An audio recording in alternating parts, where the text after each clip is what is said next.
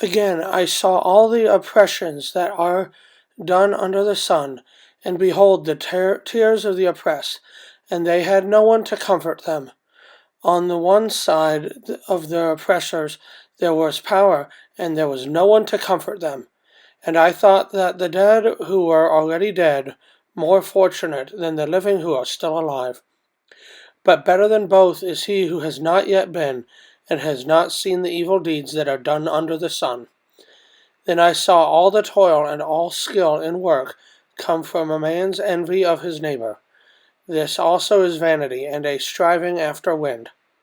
The fool folds his hands and eats his own flesh.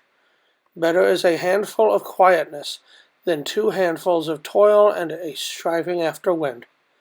Again I saw vanity under the sun. One person who has no other, either son or brother, yet there is no end to all his toil, and his eyes are never satisfied with riches, so that he never asks, "For whom am I toiling and depriving myself of pleasure?" This also is vanity and an unhappy business. 2 are better than 1, because they have a good reward for their toil. For if they fall, one will lift up his fellow, but woe to him who is alone when he falls, and has not another to lift him up.